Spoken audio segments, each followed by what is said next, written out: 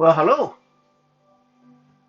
Welcome back to Soul Search Sunday with Johnny Tiger. The date is September 13, 2020, and despite of the great amount of fire that's going on in the US and the smoke can be felt and seen even here in British Columbia, Canada, when the evening comes around, you can definitely sense that chill in the air that winter is coming. Just a geeky Game of Thrones reference there. But it is no joke. Every time around this time, every year around this time, here is when you see a lot of people, when I see a lot of clients, their seasonal depression start to stir from their slumber. It's in the summer when everything is bright and cheery and there seems to be unlimited amount of time, unlimited amount of daylight for us to do things. It is hard to remember that there is a time limit, that this is going to pass soon. In the summertime, when there's things to do outside, when there's warm weather to do them in, when you can dress however you like, and the vacation places you can go, it is hard to remember that depression is only a step away when we let our guard down.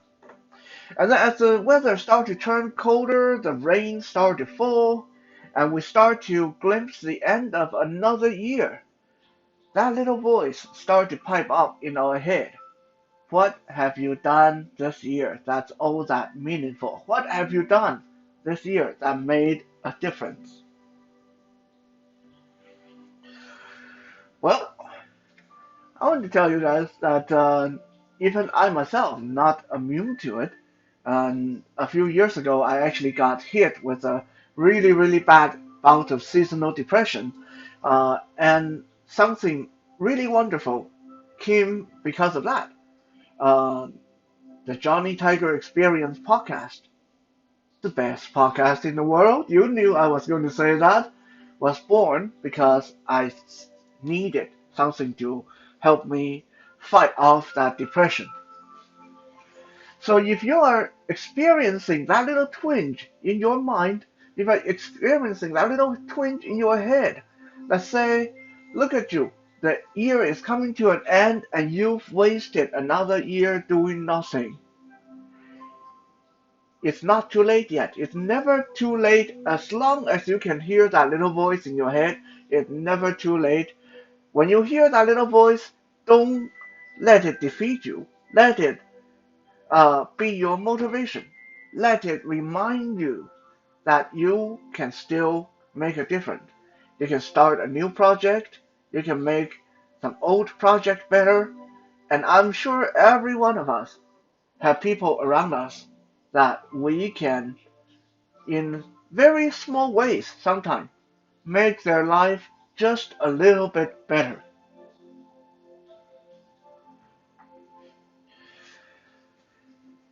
Speaking of making life better, in this last month, my cat Tiger, who is 16 years old, has been going through some very stressful time. His health has been failing, although he seems to be back on the upswing now, so I'm going to keep my fingers crossed.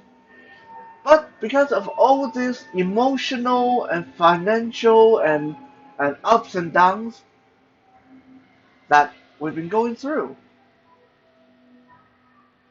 it made me really think a lot about our 16 years together, me and this cat.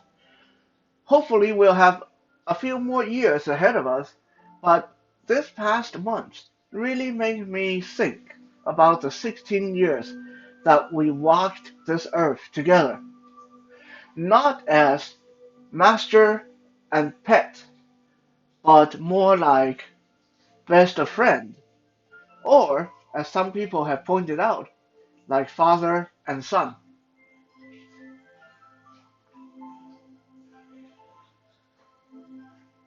A lot of my friends have, in one fashion or another, accused me of spoiling my cat in the past.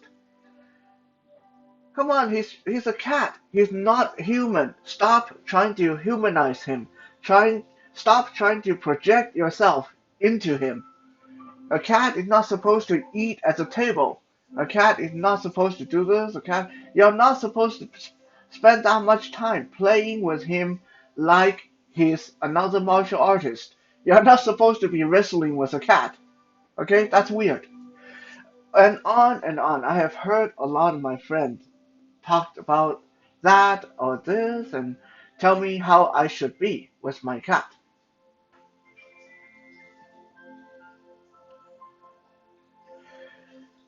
But I have never let any of those comments change the way I interact with Tiger.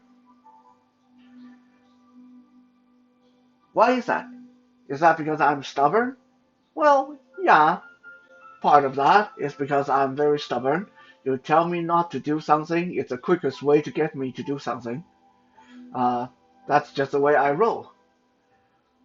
But a bigger part of this is that a few years, maybe about 10 years ago, I came to a revelation.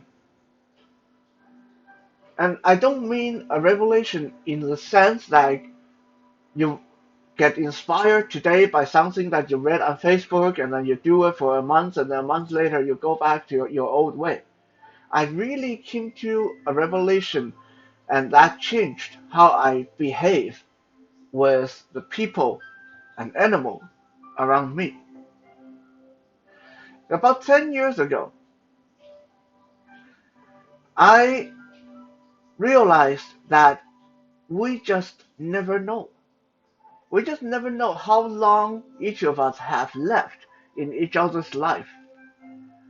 I came to realize that any of my friend, including, yes, my cat Tiger, can be taken away just as a snap of a finger, any day, any month, any minute.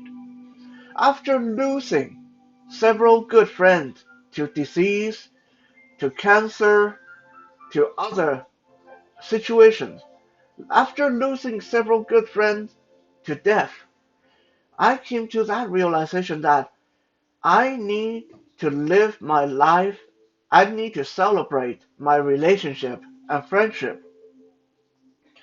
like it's the last day for me and for them. It is very corny. It is very corny. I know it is. Now, every one of us have said this, every one of us have heard this said, that live your day like it's your last day on earth. But a lot of time we just say it. We don't mean it. Well, in my case, I meant it, and I still mean it. I used to get really angry with Tiger. I used to ignore him a lot, especially when he was maybe 2 years old, 3 years old, he had a lot of energy. He would jump up on things. I would be in the middle of typing out a document. He would jump onto the keyboard and mess everything up. And I would be so angry, I would smack him off the keyboard. Not to hurt him, but definitely smack him hard enough so he stopped doing that after a while. And then he would start to find other ways of getting my attention. Uh, Scratching up the carpet, biting on my leg, attacking my ankle, and so on and so on. And for a couple of years, I went through the routine of feeding him, cleaning his litter box, and spending a little bit of time with him every day. But every time I would be busy and he would want my attention, I would push him away, literally.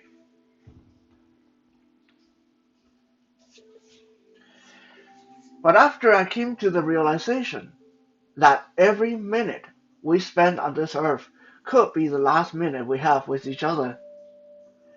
I realized that I was very fortunate that I've been doing this to him for those years, and he was still with me. Fate had not taken him from me to punish me for being that neglectful to what essentially was my child.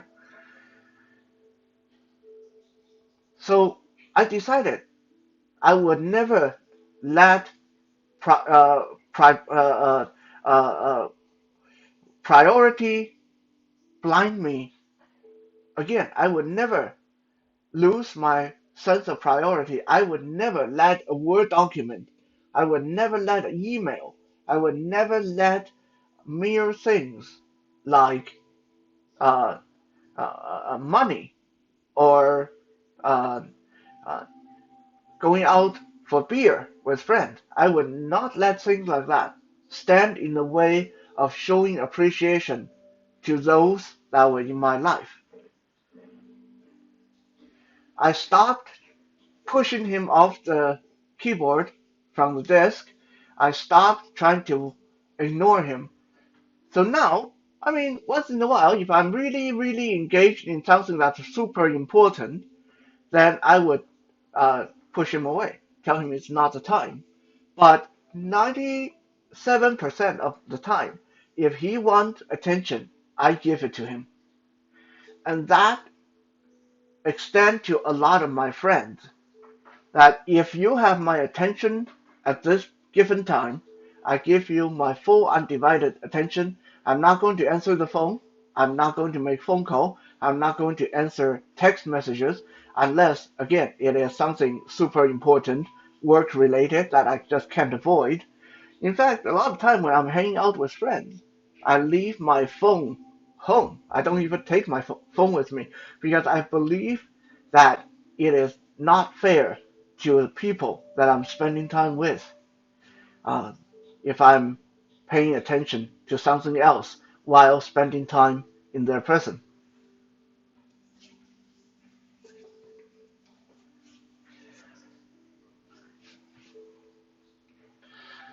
I remember this conversation I had with my nanny, the woman that brought me up instead of my mom, my nanny Maru. I remember having this conversation with Maru about 10 years ago, and I told her, I said I feel really bad because I know my mother really tries to get me to see her as a mother, but I just can't because she wasn't there when I was little. She was there when I was a teenager. She was there when I was a young adult, but she was not there when I really needed her. I, I told Maru I feel really bad. And Maru turned around and told me, she said, your mother, when you were a child, treated you like her favorite pet instead of her son. I was a bit dumbfounded because that was really harsh. I said, what do you mean? What do you mean? She was always kind of nice to me. She didn't have a lot of time to spend with me, but she was always kind of nice to me. Maru said, and that is how you are with your favorite pet. When she was bored, when she felt like being a mother, she said, come here, Johnny, come here and spend time with mommy. And then as soon as you acted up, as soon as you started to be a child, as soon as she realized that you were kind of a little annoying git, she said, go away, Johnny. Go spend time with Maru, okay? Mommy is going to be busy. So she treated me.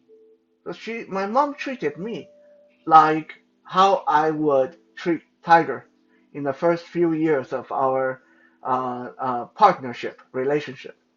And when I wanted him, I called him over. When I didn't want him, I pushed him away. My mom treated me like that when I was a child.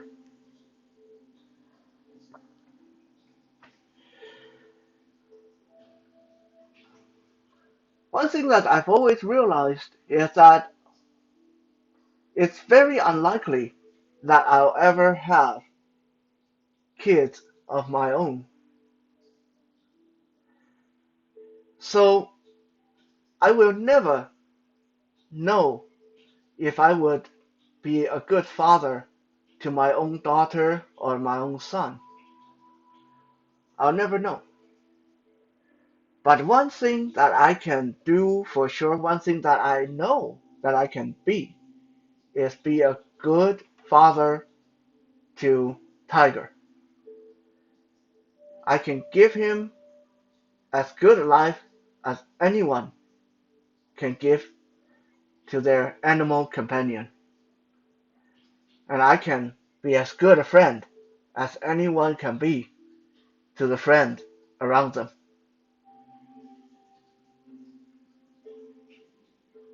Thank you for checking out today's Soul Search Sunday. We'll be back again tomorrow for Music Monday.